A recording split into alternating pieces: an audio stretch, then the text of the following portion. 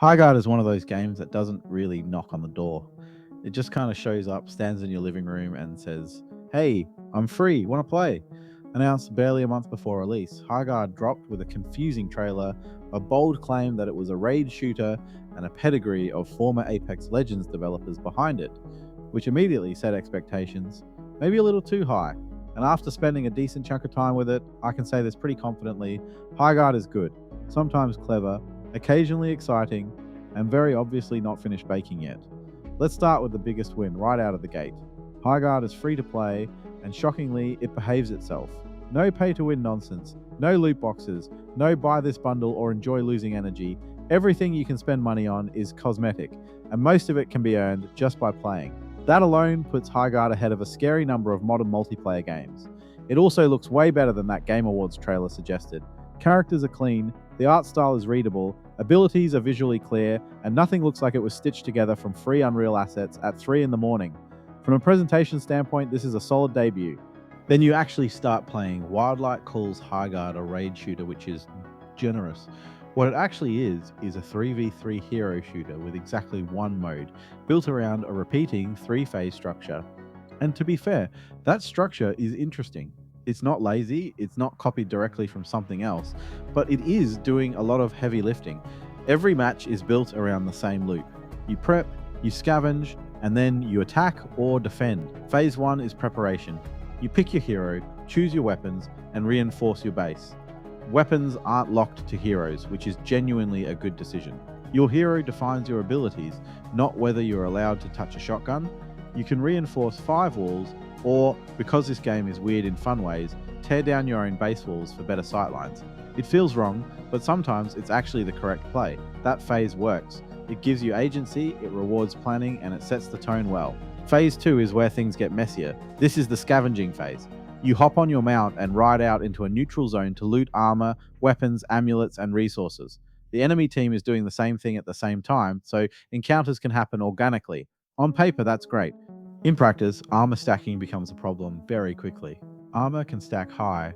You can't see how much armor an enemy has, and that leads to situations where you unload into someone, hit everything, play well, and still lose, because they went shopping more efficiently than you did.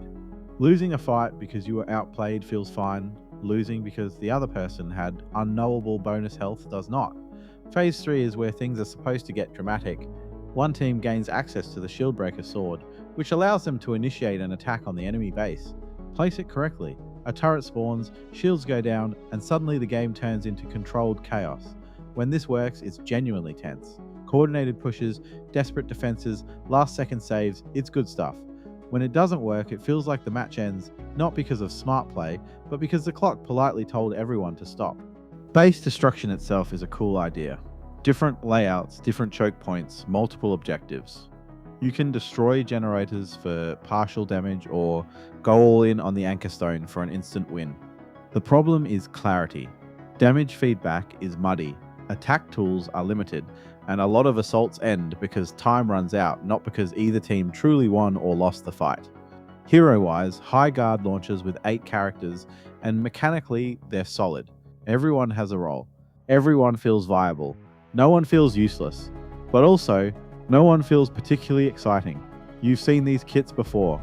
Mobility Bruiser, Area Denial Defender, Vision Control, Respawn Support. They work, but they don't pop. This isn't Overwatch level character identity. It's more like well-designed tools wearing hero skins. Gunplay lands in the same space. It's good. Not amazing, not embarrassing, just good. Weapons feel responsive. Hit detection feels fair. But if you came in expecting Apex tier gun feel because of the developers involved, you might be a little disappointed. Nothing here feels bad. It just doesn't wow. Match pacing is another mixed bag. Games can end in 8 minutes or drag on for nearly half an hour. That flexibility sounds nice, but longer matches start to feel repetitive because you're cycling the same 3 phases without major escalation. Overtime disabling respawns is a smart idea, but it often feels like the game forcibly ending itself rather than reaching a natural conclusion. Like the game saying, "Alright everyone, we're tired now." Technically though, Highguard deserves credit. Crossplay works across PC, PlayStation, and Xbox from day one, Aim Assist does a surprisingly good job of balancing controller and mouse users, and performance is solid across the board. From a technical standpoint, this game does its job.